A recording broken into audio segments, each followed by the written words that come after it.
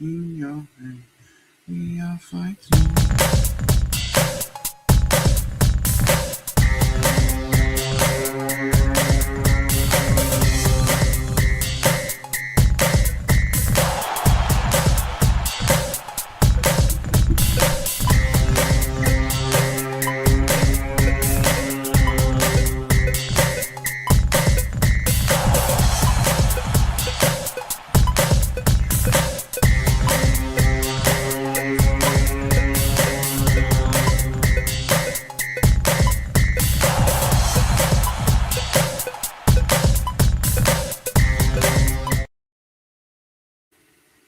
Yes, guys, I'm Si. Welcome to Cardiff City World. Welcome to Thursday Night Live. Not sure if the Twitter stream is working, but I'll double check that now in a minute. And yeah, of course, we're going to look back to a impressive 10-men victory over Rotherham at the weekend, which was honestly one of the best performances I've seen by any team with 10 men. I've got to be honest, I thought it was absolutely outstanding. And you could say what you will about, Rotherham and whether they had an off day, but I think ultimately it was just an impressive performance. However, I do think it was marred slightly by what happened to Isaac Davis. I'm sure we'll get into that a little bit later on. And then we'll look ahead to the weekend, to a massive weekend in League One as Cardiff host Luton, but also, at the same time, a small little game between Lincoln and Bolton, which could have big ramifications this weekend into how nerve-wracking the next few months are. But we'll get into it. I am, as ever, joined by Mr. Jamie Anderson. How are you, mate? You good? Oh, good, mate. It's nice to have had a convincing win away from home in a game that we thought could be a bit of a banana skin. And to win in the manner that we did was brilliant. So, yeah, it's been a good week, like you said. The Isaac Davis situation, unfortunately, probably overcast that little bit at the end. But, mate, 3 points, 3 goals on the road. Even better when you do it with 10 men. 100%, mate. So it's the sort of fascinating part with that game on Saturday. As I said to you on Thursday, I was a bit concerned with that Rotherham game because they were in good form. They picked up a few players, which usually gives the team a bit of a lift. So I was like, this could be a bit of a sticky game just because of that. And then obviously Ryan Wintle gets sent off, which I still think is harsh. But then maybe it's because I know, how quick Gabe Osho is, and we've seen Callum Chambers. We've seen them all covering each other, so we know they're going to get back. But the referee couldn't wait to get his red card out, which is part and parcel, I suppose, of being Cardiff City and the team which no one seems to like from the EFL and the Referees Association. But what did you think? When Wintle's gone off, where was your head at, in terms of how that game was going to play out? Because to tell you one thing, I was like, this is going to be, we'll do well to get a point here. That was my instant reaction. But within probably 5 minutes, I was like, oh, we're going to win this and we're going to do it in a bit of style by the looks of it. Yeah, I think immediately we were all like that. Here we go again. We didn't start well. I think we took a bit of time to get into the game. And then I think the sending off probably almost galvanized us a little bit. I think it kind of made us realize that we needed to up the ante a little bit more than anything. And that's not to say Rotherham were playing well. I thought it was a scrappy 20 minutes, and we contributed to that. We settled down and we make a brilliant goal. Ollie Tanner on that right foot and that cut back for Kellerman was perfect, wasn't it? And I think the key thing for me is I remember saying to somebody in the stand, how are we going to nullify that extra man in midfield? Well, that was simple, by allowing Gabe Osho to drive out with the ball like our centre-halves like doing. So then we matched them. And I think we found a way just to go up a gear. And I always say, that's why we are where we are in the table, because we are finding ways to get out of sticky situations at the moment, which is testimony to a whole team and the management team. Yeah, look, I thought, Osho was just unreal, mate. It was some of the passes that he was putting in, inside their right back to Chris Willock early on. You could see he really had his sort of radar, and he was playing some really incisive balls. But I just thought what impressed me was how quickly we adapted to having 10 men. Like, we had a little shuffle. Obviously, Kellyman dropped basically into midfield and Alex Robson drops into the 6. But I was impressed with how quickly we just did that and then just played. And we kept the ball really well, sat in when we needed to. And then we always looked like the more likely team to score, which was, pretty incredible. And Joel Colwell made it feel like we had 11 men. Like, he was just pressing and going about his business, like we had 11. And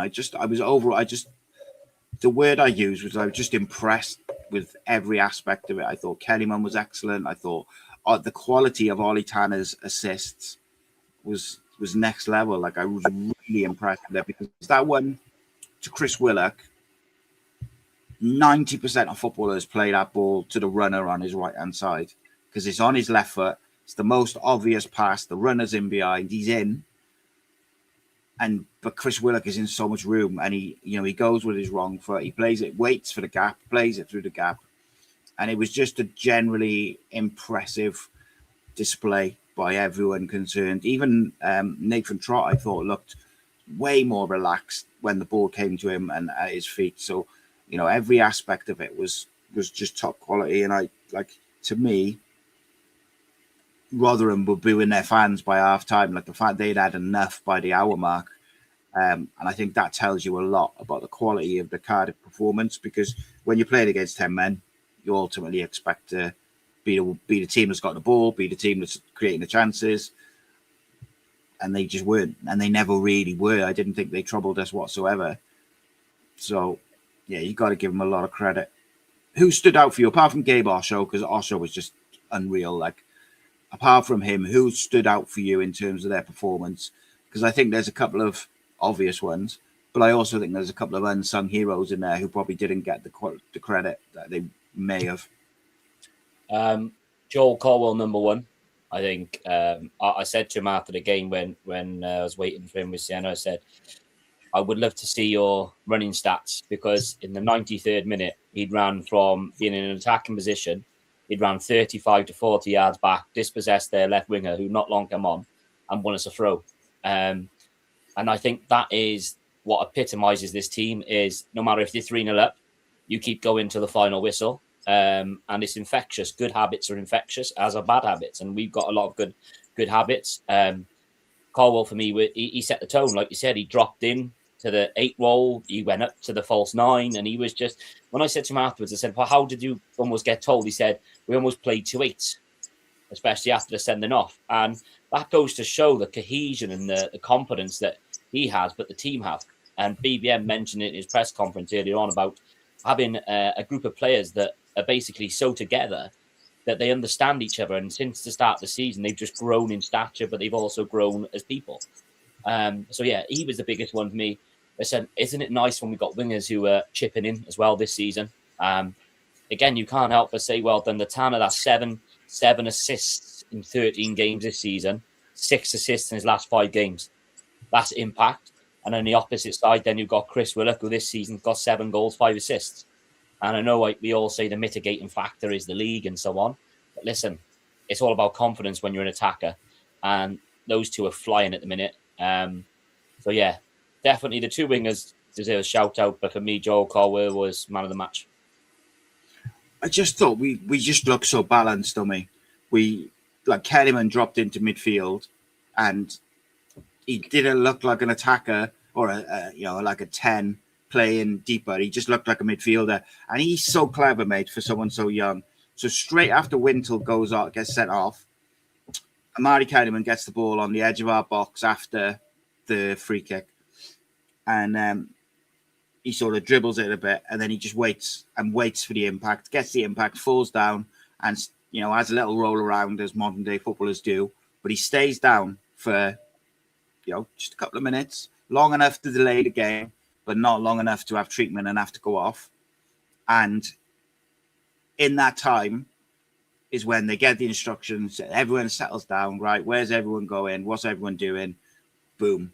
And for a young man, it's really clever, mate, because, so many young players, they would have been up straight away and, come on, we got to get at it. We've got 10 men, but he was just clever. And what is exactly what we needed was just slow it down. We saw Barnsley do it the other week with the keeper going down so they could reset their defence. You've got to do it sometimes. And I tell you, I thought Osho, Chambers, Bagan, etc., and NG, I thought was unreal again.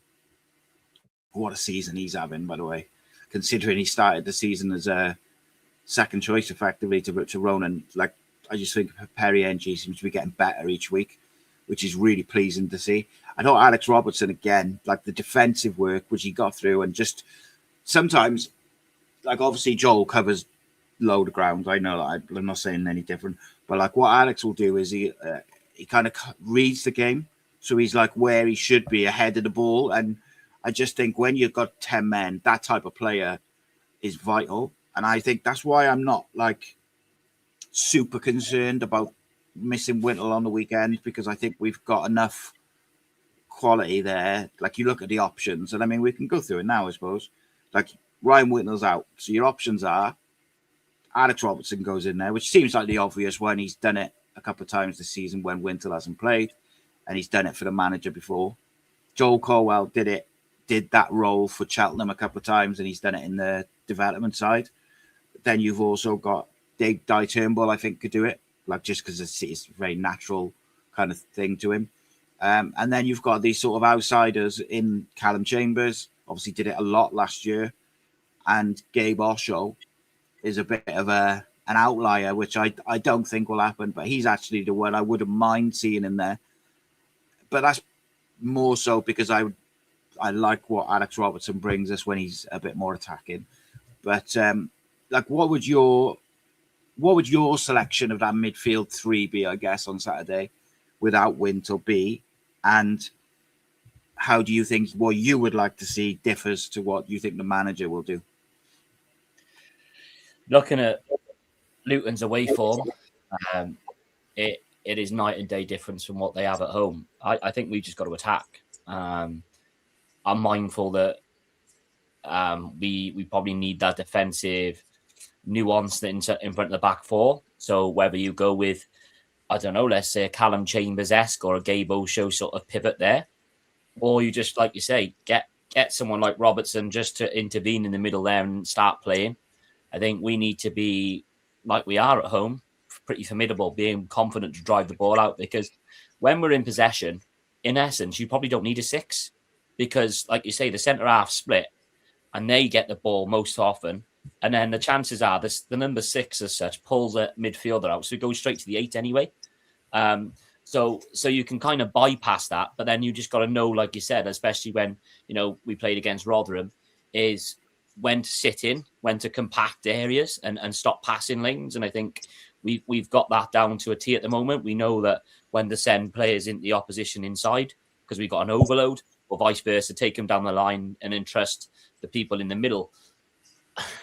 This weekend's going to be completely different to last weekend, because Rotherham, for some reason, set up with wing-backs.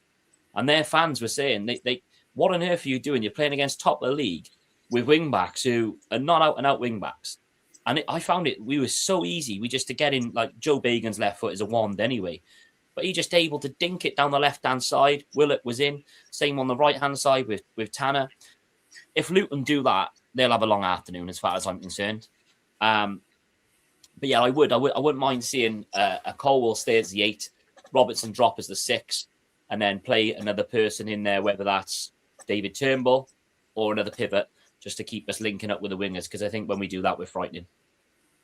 Yeah, I mean, I did a video earlier this week about asking the question, are we better with a false 9 than we are with an out-and-out striker? And I think it's horses for courses, ultimately. Like some games, you need a target man. Luton are a different animal, and Jack Wilshere, they try and play football, and their left back will invert a lot to try and create an overload in the middle and stuff like that. But then, like you rightly say, their away form has been real poor. They concede a lot of goals away from home. So I think you get an early goal, there's definitely a potential where they can fall apart. But equally, there's a world where they come and they play and they do all right. So it's one of them where you've got to manage the game early on and not do anything too stupid. Like, not too stupid, but like, don't do anything stupid. Don't make any silly mistakes. For me, I'm going Kellyman up front with Joel as the 10. And then I'd probably go in with, like, I would like to do Osho as the 6 and then Robertson as the 8. But I think he'll do Robertson as the 6 and then Di Turnbull next to him. And because I think if you've got Kellyman up front and he's going to drop in those little half spaces, what you need is someone who's going to run in behind. And Joel will do that all day. And Joel and Kellyman pressing is something which is very pleasing to my eyes, because you've got Kellyman's long legs just seems to block and stretch and pinch balls and stuff like that. But I wouldn't be shocked, like Jonathan's just said there, Kean Ashford in the 10. I won't be shocked to see Kean back in the side. I thought when Kean came on at the weekend, he looked a little bit rusty when he first came on. But what I thought he did later on then, as he settled into the game, is he kept the ball really well and he used his body really well against the fullback. And obviously he hasn't played a lot of football. And, you know, you've got to, I suppose they'll have all the running stats, won't they, and the red zones and things like that. Who's carrying knocks and niggles and all the rest of it. You know, a lot of those players played 97 minutes or whatever, and they did a lot of running. So he likes to rotate. So it wouldn't surprise me to see, Kean Ashford come in. It wouldn't surprise me to see David Turnbull come in and a bit of switching. You know, we only mentioned Scanlon, mate. You could see Scanlon come in somewhere as well. I think this might be a game for Ronan Kapakio as well, because if they do what they've done for the last couple of games away from home, their left back likes to sort of tuck in next to their 6. And I think, guys, like you imagine Ollie Tanner and Kapakio on that side with all that space, just like you said against the wing backs of Rotherham. You know, if either side fullback for Luton starts inverting, that could create a big space if we win the ball back. And I think, Kapakio, Scanlon, maybe you get a bit of pace in there at the weekend. And I thought, just lastly, the left back for Rotherham, Baptiste, he's a really good centre back. Like for this level, he's a really good footballer. And I couldn't believe he was playing at left back. Like, and I actually felt for him, because every time Tanner got a ball, he was just trying to foul him so he didn't run at him. It was a really difficult game for him. And I just thought, why are you playing players out of position? It was a weird decision. And he didn't really flip it after they had sending off either. Like they never really came at us, did they? Like, when,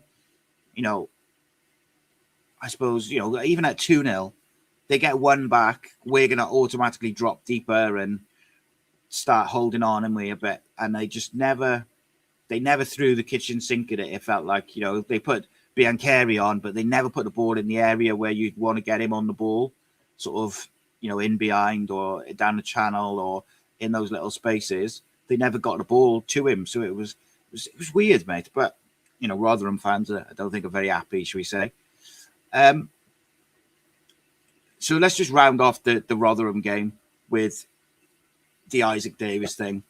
It's a real naughty one.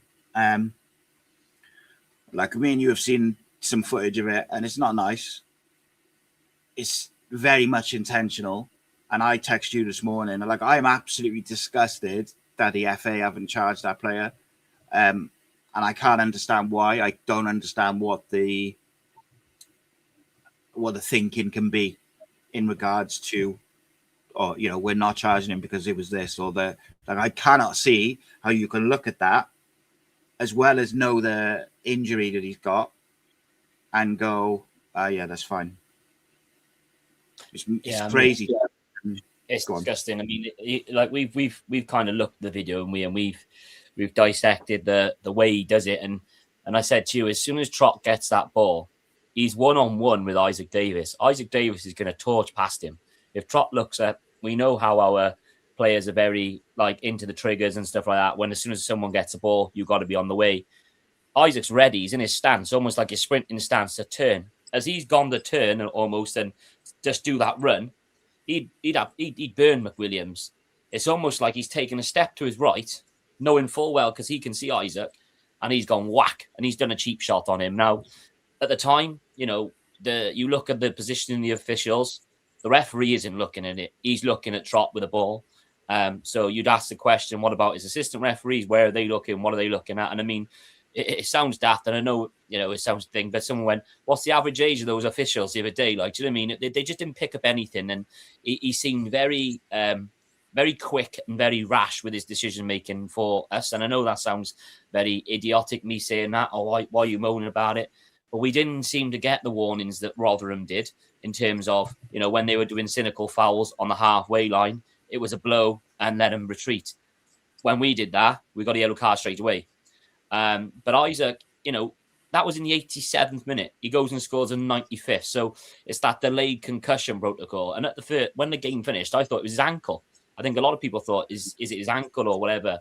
But you could see the concern on Matt Turner, Callum Robinson. They all went over and started celebrating. It's naughty, mate. And it ticks every box as violent conduct. It ticks every box. And I always say, if you speak out of turn or you speak the truth against the FA, they'll quick enough fine you or ban you. If you try and actually ask them, like Brian Barry Murphy said in his press conference, they're almost fed up of giving feedback to these officials now because they're not noting anything. This is the second, I would say, fairly serious incident we've had in the last 3 games. We've had the Salak one, which, okay, it wasn't as maybe as dramatic as we first thought, but it's the principle behind the officiating, the allowing of excessive contact that causes these injuries. And a lot of the time, these injuries, these innocuous injuries, are worse because continuation of fouls. But again, Isaac Davis, fair play to him. It shows the quality of him as a person and as a youngster that in the 95th minute, he doesn't want to go to the corner flag. He wants to score. He scores that goal. Fair play to him. It's brilliant to score. Saw him after the game, like I said, and you could see he was groggy, mate. He was he won with it, so to say, and you feel sorry for him because, like I said, he haven't invoked anything. He's just trying to do what he's paid to do, and someone's took a cheap shot on him, and to have no retrospective action as of yet, it just feels farcical because at the end of the day, we've had FA punishing us for things over the years, and then that whole narrative, that whole comment comes out. Why always us? And it very much feels like we're on the wrong end of, let's say, blatant decisions at the moment. Yeah, it's like I said, it's naughty, mate. And my issue or my thing with it is you could tell he's done it on purpose because not only obviously you see him do it, but he gets out of there sharpish as well. Like he's not one of them where he bumps into him and then he's caught him or something with his arm and then he goes to him to see if he's all right. He is gone because he knows and he's just praying and no one's seen it. But like you say, mate, it's frightening that the fact that they don't seem to have charged him. Like what else, what can the excuse be in terms of, he can't say, oh, he's putting his arm across him to stop him going because it's not that sort of elbow. Like it's an uppercut, so it's one of them. And fair play to Isaac because he's pretty much scored that goal on autopilot. Do you know what I mean? Like it's unreal. And I know, the family and the club and his agents and people, they're not happy at all. And I don't think it'll be the end of it because you rightly mentioned to me, and I hadn't thought of this, but just when we were talking before the show, you said about that guy in the Welsh League the other week or the other about a month ago who elbowed the guy as they're taking a penalty. Was it a penalty? Yeah, it was a penalty, wasn't it, or a corner or something. And he just elbows him out of the blue. Cheap shot, knocks the kid out, and he got kicked out with let go by the club. He got banned, and I think he was charged by the police as well. And, you do that in any other walk of life, and you are getting done for assault at least.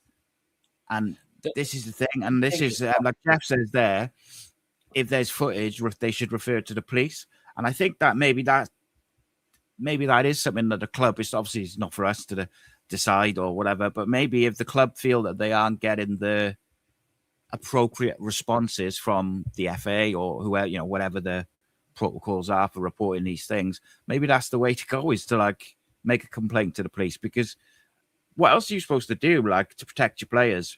And just lastly, Brian Barry Murphy, has had many opportunities this season already where he could have spoken out about referees, and he's always refused to do it. But he didn't on Saturday. And I think that's quite telling. I think the Salic one is probably still fresh in his mind. And I think the thing which sometimes people forget, I think I said to you just now, is that was probably quite traumatizing for Yusuf and for his family and for his mates and the players, because they don't know how serious it is. They carry on with the game. They've just seen their mate taken off on a stretcher with oxygen and a neck brace. And it's like,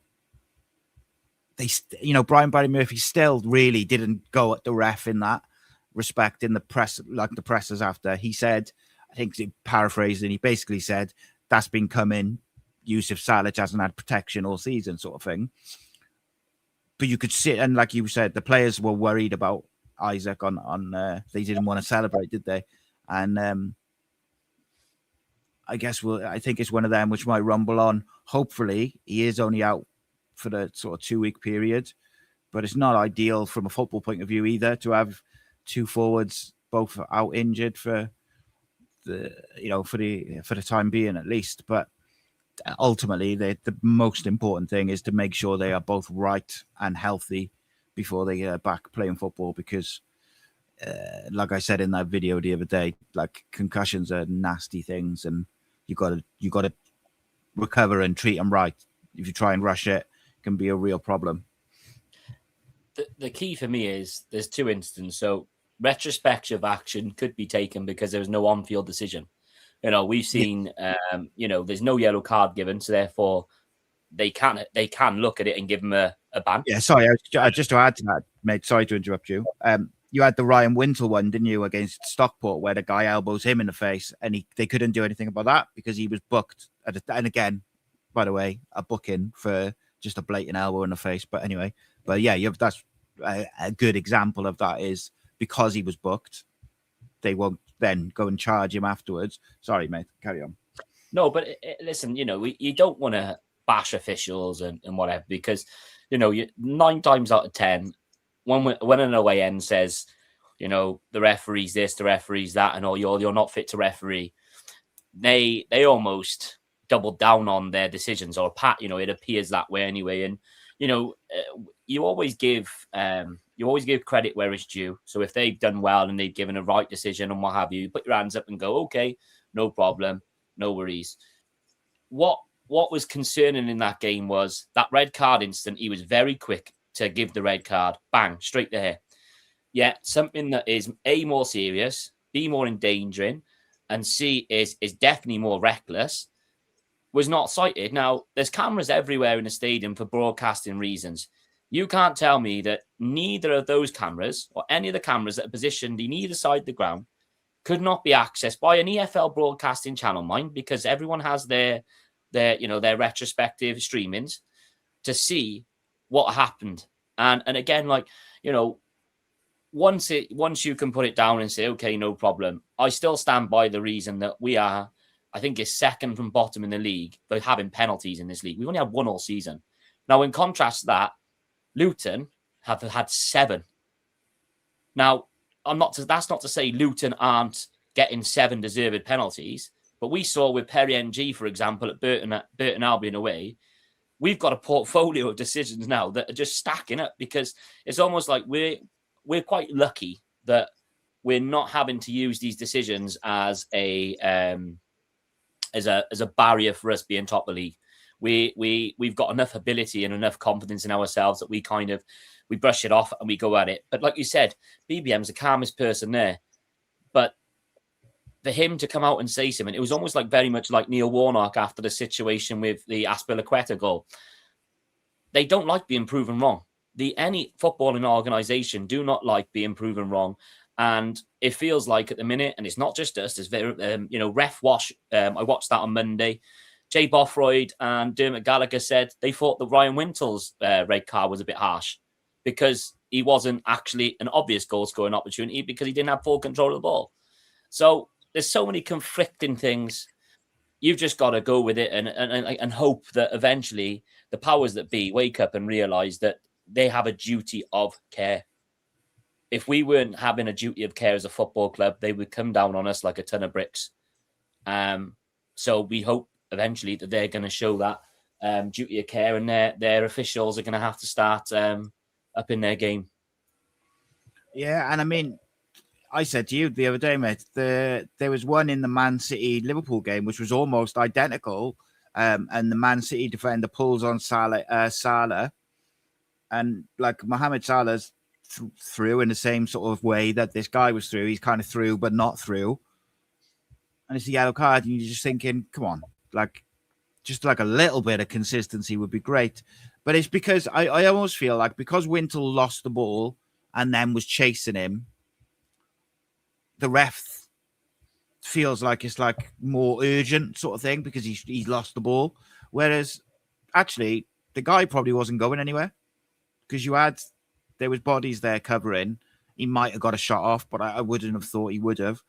But yeah, like we said, he couldn't wait to get his red card out, and it's unfortunate. All you can do, and I think the message to the players, particularly the younger lads, has got to be, you can't let it frustrate you, because I do feel like sometimes that's what it's designed to do, is to frustrate the players so they then kick off and either lose discipline with regards to their performance, or you end up with 2 people sent off or whatever, or fines and all the rest of it. So they've just got to just play and just win the football matches, and like the referees are not going to change. They're not going to change the decisions in the game, and you've got to hope that eventually someone, the reports and the feedback that the club have been sending back since the very first game against Peterborough, that someone eventually, those reports and the feedback will get in front of someone who's going to take a blind bit of notice, because at the moment it's like banging your head against a brick wall, which is frightening, really, because I feel like over the last month or so, I've said several times, someone's going to get hurt if these referees don't improve. And now it feels like we've got a couple of avoidable injuries had things been dealt with in a more appropriate fashion. But there we go. It is, I guess, what it is. Best wishes to Isaac and to Yusuf Salic. Hopefully they'll be back sooner than later. Unfortunately, and if anyone who watched the video I did the other day on both situations and concussions and stuff, is there's not really a time frame you can put on it. They have to follow a very set protocols. They have to go stage by stage, and then if one kind of comes back or you struggle with one, you have to go back a stage. So it's very designed to make sure that when they return, they are completely healthy and able to do so, which is obviously the main thing. And look, with 2 forwards out, mate, might we see Luke Pearce in and around the squad, do you think? Definitely training, yes. Listen, I know Callum Robinson hasn't been utilised maybe as much, especially against Rotherham, he didn't come on. But every game is an individual, isn't it? Away at Burton Albion, it wasn't his best of games, and that might be down to a certain factor for him, but it might be a collective thing. Robinson's experienced. I think he's still got a factor to play. Listen, this Kellerman experiment, it seems to be working, and he's got the knowledge, he's got the ability, he's got everything that would bring everyone around him into play. And I think this is why we're seeing the likes of the likes of Chris Willock, the likes of Tanner, Isaac Davis when he came on, almost showcasing what they've got, because that false 9 works. That it gives them the freedom to kind of pull centre halves away and turn, like we said last week, almost be on the half turn and hit the ball out wide quickly.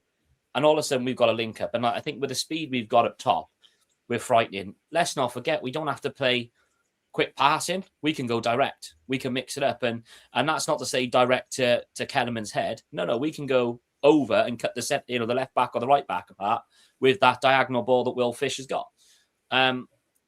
Yes, I know a comment earlier on was about the strikers and stuff like that. I always say you overpay in January. I think we've done that in the past. We've almost gone because we've had to, and then that player probably hasn't come in and made that impact that we need. BBM knows what he's doing. We're 30 odd games into the season now. He knows what he's doing, and at the end of the day, it's working, isn't it? So we have to trust what he's going to do. Luke Pearce is a very mobile striker. He's a little tenacious. He's got a bit about him, isn't he? But again, it's a big jump up for Luke Pearce. But yeah, I meant more like on the bench, because we need an attacking option on the bench, and like you need something. And obviously with Isaac out, there's going to be someone coming in there. It doesn't sound like Dylan Lawler's going to be back in the squad, so you'd think that someone's got to come in for Isaac Davis. You'd like to think they won't just put a keeper on there, but I mean they could do, because we obviously haven't had a keeper on the bench at times, and they didn't have one against Rotherham. So you could just see Harry Tyra come in there and that's it. But I would like to think with Yusuf out and Isaac then out, you need something, don't you, other than you've basically got Kerryman or Callum Robinson. I would like to. You've got no replacements for wingers. That's an issue potentially. You've seen the presser from today. Did he mention Ruben at all? Because I wouldn't be shocked if Ruben ends up on the bench on the weekend, but that's just hopeful. Maybe it's that old Mark Hudson quote, isn't it? That everyone uses. He's on the grass, isn't he? On the grass. Yeah, I think it's just doing, again, it's a staged return, isn't it? He's dealt with it. He's probably ahead of schedule, so you wouldn't be surprised to see him almost either on Saturday or Tuesday be on the bench. Obviously, the main question probably was of the presser was the Salakic sort of situation and where we're at with that, which he said that his words were, this is what Scott Johnson put on social media earlier, Yusuf's continuing rehabilitation. He won't be available. He's seeing a specialist to have an update on his injury. If he's making good progress, but there's no timescale. It's not a common injury for us, so we'll have to be really patient with him. So I think we are having a duty of care. The same with Ruben. We haven't just forced him in for the sake of it.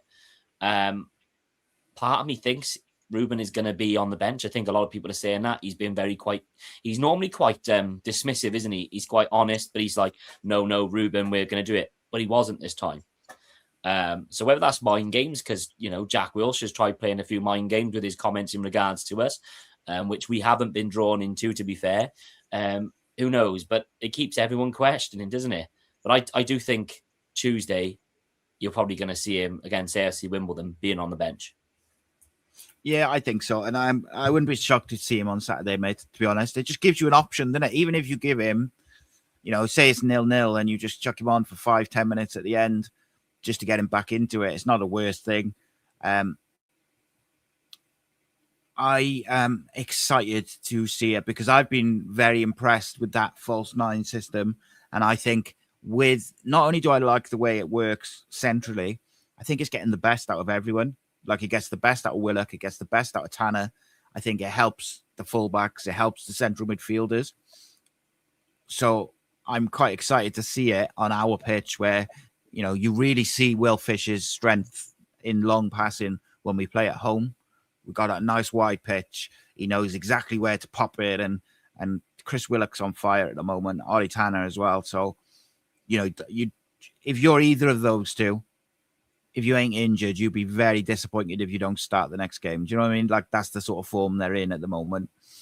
But I've got a little feeling, mate, that Kean Ashford gets a start in some form on Saturday, whether that's in the 10, false 9, wide, in the midfield. I just think he'll play.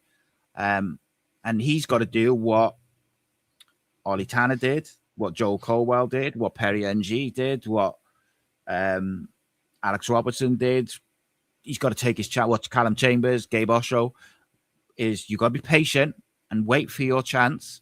But when you get it, you make sure that you don't need another one, sort of thing. And I think if he gets his chance to start, he's got to take it. I think Kean Ashford's the sort of player. Again, let's not forget he's still young. We talked about last week's episode that this time last year, him, Dylan, and other players like that were in the 21 setter. And I know you could say that's an excuse and what have you, but that is genuinely where we're at as a football club. We're using a lot of our own grown players who they may have looked like they've got a lot of appearances, but when they're bit part or they're not consistently playing, they're in and out of the team, you aren't going to be at your flourishing best, are you? And like Keane, I think plays a lot better when he has that chip on his shoulder. You know, he is a very dynamic player. He is very, very quick. He wants to come off the wing and sort of get on the ball as much as he can. And you can't knock him for that, because I think that's his qualities. Like we said, he isn't an out-and-out winger. He was centrally, through all the academy years, he was playing through the middle. And when we've seen him through the middle, I mentioned last week that Blackpool game where Josh Bowler showed us in a way how to probably use our wingers, where you kind of create those midfield overloads by kind of, chopping and changing. And Keane Ashford, I believe that just like Isaac Davis, just like any of our youngsters, they want the best for the club. They will do the extra 10% because it's their club. It's the team that they support. And Keane's got the ability. And I think that's what it is I think he will, if he plays, he'll be pressing from the top. He'll be getting stuck into challenges. He won't shy away from anything. But it gives the manager another selection headache, doesn't it? And again, tomorrow's Friday. We know how much importance BBM places on that last session of the week before the match day. That if you're not at it on a Friday, you aren't going to be in his team. So it's just setting the gauntlet down, isn't it, to the players to say, listen, you might train well all week, you might play well the week before, but your attitude's got to follow on. And again, like we said earlier on about it being infectious, negative behaviors can be infectious, bad eggs can be infectious, but also positive behaviors and positive attitudes can. And we've seen from Callum Robinson as an example, just because you're not in the team doesn't mean you throw your toys out the pram. And I think Callum Robinson on the whole has been brilliant. I think he's trying to be that uncle figure, as Roland Capaccio said, and just help out, isn't he? Yeah, 100%, mate. And like I'm not going to shy away from it. I've been quite critical of Callum Robinson in previous seasons of his, like maybe his body language and stuff like that. But I think this year you can't fault him, particularly when you consider how frustrated he must be on a personal level.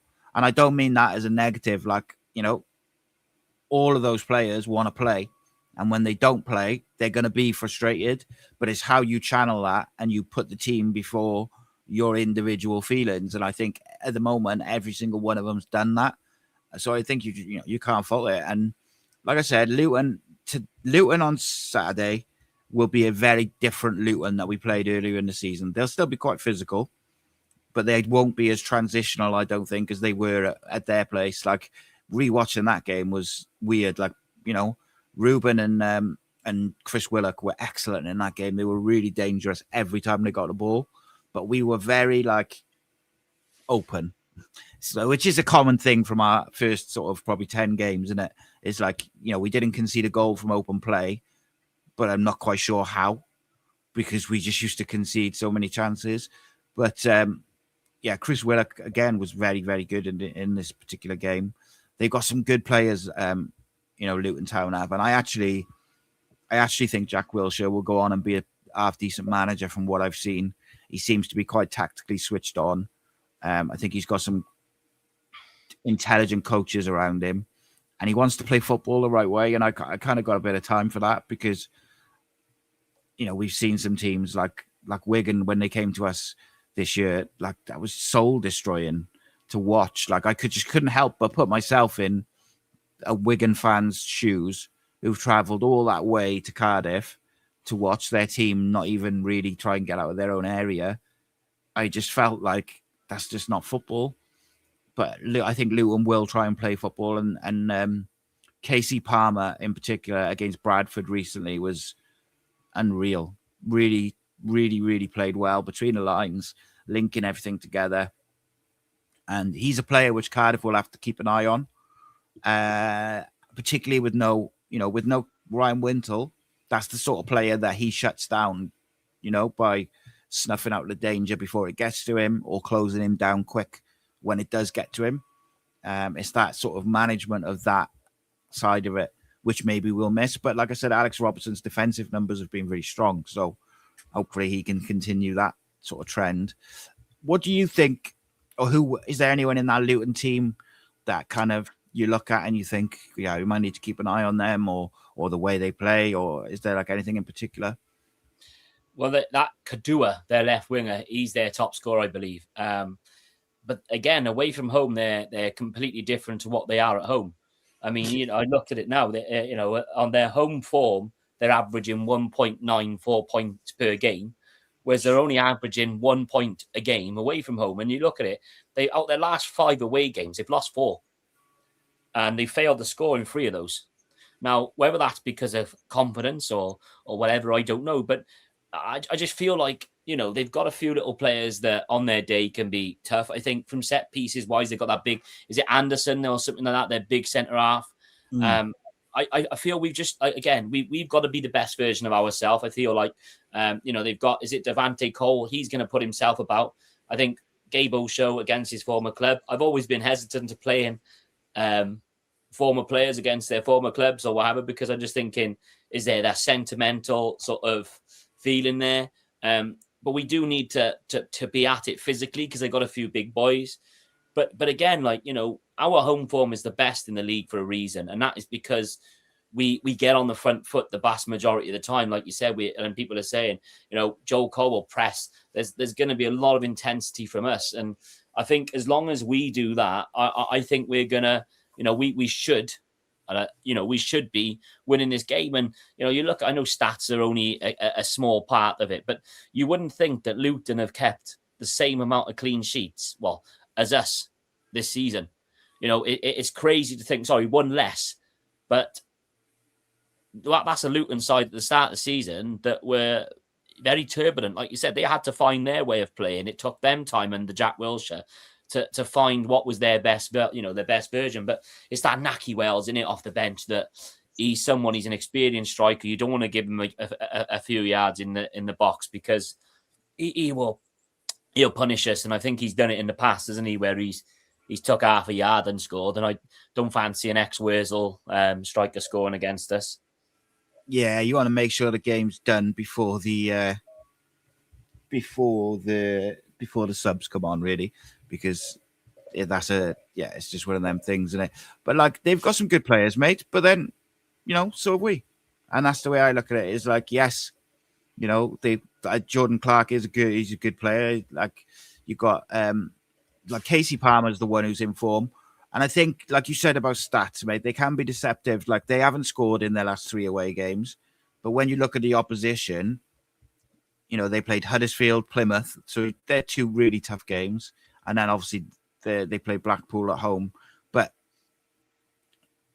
and then the other one was Exeter, which is quite a difficult place to go. So yes, they haven't scored in 3 of their last 5 away games, but they've had some tough opposition as well. And I think Brian Barry Murphy will have the team up for it. There will be no what's the word I'm looking for? I can't think of the bloody word. There'll be no complacency, just because we're top of the league and they're, 7th or whatever. We'll go and we'll do the job. And I think particularly at home, I say it all the time, but what I would like to see us do as a team now, especially now, from now until the end of the season, is really use the crowd. And you can use that by, one, the first thing you could do is if Brian Barry Murphy now, Saturday, lunchtime, 2:00 or whatever, the team comes out, and you've got Kapaki out at right back and Scanlon at left back and Dylan Lawler and Will Fish in defence, just as an example. And you've got Robertson, Turnbull, Joel Colwell, Kellyman, Willock, and Tanner, say. Very, very aggressive, fast, pacey side. Before the game kicks off, the fans are going to be buzzing. Then, when the game kicks off, start fast, start aggressive, move the ball quickly, try and create early chances. The crowd's up then, because once you get the crowd in that first 10 minutes, that's it then. You've got them. But if you slow it down and you kind of take the sting out of the game a little bit too much, the crowd has a bit of a lull, and then it becomes a bit more tetchy. And I'd like to see us really use the crowd by starting games fast. But we shall see, mate. I'd for instance, that side I just said there, I tend to agree with what Martin says. I don't think Ronan will start, even though he probably is due a start, and I thought he did very well actually when he came on against Rotherham. Perry Ng's form has been so good that I think, much like Tanner and Kellyman and Willock, you almost can't drop them because they've been so good. But, it's not dropping them, is it? It's rotating them. And I think you probably want Perry NG's experience with Wintle out as well. So there's that. But I just like to see a bit of pace, mate, don't I? 100%. And again, if they match us in the way that we play, we can get in behind them very easily because, at the start of the season when we played away at Luton, their goalkeeper Keeley was very, very rocky. So it surprised me to see how many clean sheets he's got. The vast majority of those are obviously at Kenilworth Road because it's a very hard place to play.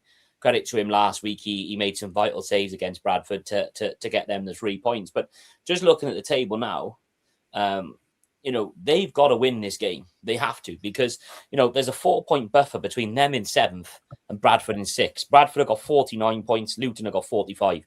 They need to win because, that 3 points is a big 3 points, to get into the playoffs. You could argue that their 3 points is bigger than ours because we've got that buffer. And we know with the game on the weekend, we've got Bolton, Lincoln and stuff like that, those playing. We can keep plodding along. I mean, we talked about after the Burton Albion game about our away record and how it wasn't glamorous at that time. To then think that one away win later, we're top of the home stats and top of the away stats, it's frightening. And I know we talk about stats because we give both balance. We on the eye, you could look at certain players and almost feel like, oh my goodness, we want to see more. And like we said, that's just football fans in general. We all watch the football with our eyes. We all got opinions. It might be different. It might be the same, whatever it is. That's what makes football unique. But then you look at the stats that our team is putting up. It's crazy. And I know we at times we've touched upon like how Birmingham made it up last year and Wrexham made it up. They made it up because they had the investment to do so. We haven't taken that approach, rightfully or wrongfully. But we are where we are. And, again, I think we're doing it our way. We don't make things easy. Lincoln, to be fair to them, are still digging away at our Achilles. But that 8-point gap, if we can win, we're chipping these games off now. What are we, 30 games in? So we're not far off. We're not far off that finishing line. We're on that final stretch now. And like you said, with Ruben Colwell to come back, Dylan Lawler to come back in as well. Players like Ollie Tanner, who are, as daft as it may sound, are probably still gaining their match fitness. I genuinely think that we've got another level to go to if we need to. But again, pace kills teams. And eventually, like you said, it's not the rotating is key. It's not about being on the bench because you're not good enough. It's being on the bench because you can make the impact at 65, 70 minutes when their centre-backs are knackered or their left-back and right-back have had a torrid time against Ollie Tanner, that we bring on a Ronan Capaccio. Or if we've got left-back in Bagan, why not chuck Scanlon and his frightening pace on at left wing and just get in behind? And we've got a lot of plans, and I think we've still got a few more strings to our bow to see. Yeah, 100%, mate. I think, like, I tend to agree with you, mate. I do think we've got another gear to go up, and maybe we see that gear when we see the likes of Dylan come back, because I do think what Dylan offers us on the ball we don't really get from anyone else.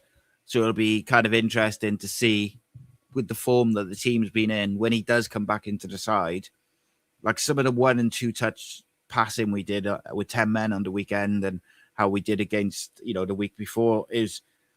You add like Ruben into that, and you add Dylan into that, and you add Kean Ashford back into that. Like, it could be frightening, but it's, like Saturday's a big one because I think making sure we win is important regardless of performance on Saturday, because whatever happens at Bradford and Bolton and Lincoln, we have to make sure we win so we benefit from it, whether we end up being a little bit further, 2 points ahead of both of them, or 2 points more ahead of both of them, or 3 points ahead of Lincoln, 3 points more between us and third. So we have to make sure that whatever happens at their place, we do our job. And I fancy it. I do think Brian Barry Murphy will rotate. It just seems to be what he likes to do. And And look, he's got it right so far this season in terms of keeping everybody fresh. So let's finish up on this, mate. Give me, if you're Brian Barry Murphy, give me your starting 11 and what you think the score will be on Saturday. Do I think the score? I always do it just for Sienna's 2-1 home win. I think they're going to go. Scorers, I think Kellerman gets his name on the score sheet, and either Willock or Tanner. I think they're just in form at the minute and think they're doing really well. I think we, like Jeff said there, do we put Chambers in the 6? Possibly. I think listening to his press conference earlier was quite refreshing. How he talked about how BBM has almost transformed the way he's playing because a centre-back role kind of makes him better in essence. He prefers that role because he's changed the way he plays. So, listen, Dylan's not going to play, I don't think, but I'd like to see that Osho being in there just because I think he's physical. So I'm going to go back for left back is going to be Bagan, right back Perry NG. Centre half, I think, or the two centre halves are going to be for me Chambers with Will Fish. I know I say Osho, but I think Osho is probably someone that if things aren't going too good, you bring him on and you solidify that, don't you? You know, you do that. At 6, I think we go with a Robinson, the sort of Alex Robertson masterclass. I think he can link up very well. He can pull players out and get in the uncomfortable positions with Turnbull just in front of him and Joel Colwell. Left wing, we're going to go with, well, it's hard to drop Chris Willock, isn't it, when he's in form? I think you play him and Ollie Tanner off the other side. And then that man Omari, is at the minute for me is undroppable. And Chelsea must be, absolutely celebrating the fact of how well he's doing. So that's my team. It's pretty much unchanged from last game, bar Osho, I think. And we just go at him, mate. We go at him from the minute when we press high, we get stuck in, and hopefully we get some lovely decisions off the referee as opposed to thing, because we know what it's like. These ex-England internationals, referees almost fanboy him at times. Yeah, you can see that coming a mile off, can't you? Yeah, look, and what that team does give you is it gives you options off the bench. You got Scanlon, you got Kapakio, both can play a bit further up if you need them to as well. They're probably going to be your sort of backup wide options along with Kean Ashford. You've got Callum Robinson then if you need something different in the sort of striking positions. And yeah, like that false 9 has worked really well for us. So we shall see. But I've been impressed. Like I said, I think Robertson's defensive stats are mad. I got to show you something later, but it's not for public viewing, unfortunately. But yeah, it's that sounded ominous, didn't it? No, there's nothing bad. It's just something which I just reminded me from someone in the comments. Jamie, as always, mate, really appreciate it. Thank you so much for joining me. And we'll be back next Thursday probably. And I'm back tomorrow with the preview. And then tomorrow night, Tactical Showdown. And the Tactical Showdown's really interesting one because obviously Luton have changed the way they play a little bit since the new managers come in. And I think there's a way that their tactics can really hurt us. But I also think there's a way that their tactics could really leave them exposed. So that's quite an interesting one to look into. I really enjoyed that one. So, yeah, that's out tomorrow night. And then at the weekend, we'll have 3 big questions, and then it'll be match day. Well, it is match day. And then the boys will be back after and all that stuff. And 5 things and all the usual pre- and post-match stuff. Jamie, as always, mate, a pleasure. Thank you. No problem. And yeah, we'll hopefully we'll be talking about 3 points, no injuries, no sendings off, and hopefully, what would you rather, Bolton win or Lincoln win? Draw and we win.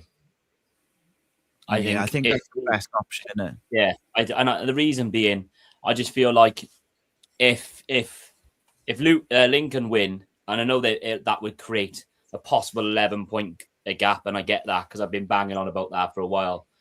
But I wouldn't mind seeing a little bit of a block where we can actually gain more points away from both of them respectively than Lincoln almost thing, and hopefully manager of the month curse. Maybe, I know we didn't have that, but I know Schooler's been put up for it and a few other managers, so I'm hoping he gets it and then they start going downhill. But draw would be ideal, I think, for my opinion, and us to get the 3 points. But any other result, we just got to concentrate on ourselves, and we. Yeah, ultimately, I think it'd be nice if we could get a little gap between us and Lincoln ahead of the game in March. But ultimately, I think if you asked me and said, like, you've got to pick one team to win, and assuming that we was to win, I'd probably pick Lincoln to win, because you can, we got a game in hand over Bolton as well. And if you can up that to sort of 11 points or whatever, it's nice, that, isn't it? Like, it's really making you solid then. But yeah, look, we just got to do our thing. Win it game by game, tick the games off, 3 points by hook or crook. I don't even care if we perform badly on Saturday. I'll take a scrawny 1-0 with a fluky deflected goal in the, like the 4th minute or something. Just, that'll do me nicely. 3 points is all that matters. But yeah, nice one, mate. I appreciate you as always. And we'll catch up with everyone later on. Make sure you like, share, subscribe in a bit. This channel is powered by an incredible membership community on Cardiff City World and patreon.com/AcePodcastNation. Becoming a member unlocks exclusive rewards from early access to live event tickets, bonus content, and even the occasional inside transfer scoop when we get it. But more importantly, it allows us to bring you top quality Cardiff City content 7 days a week. Across those 7 days, we're talking match previews, exclusive interviews, instant match reactions, the breakdown podcast, tactical deep dives, the Spotlight series, Bluebirds Rewind, Academy Focus, and just so much more. Led by myself, backed by an army of passionate Cardiff City fans, this is content created by fans, for fans, balanced, professional, and 100% all about the club we all love. If you enjoy what we do, then join the community today and support what we are doing as we help to keep Cardiff City World flying high.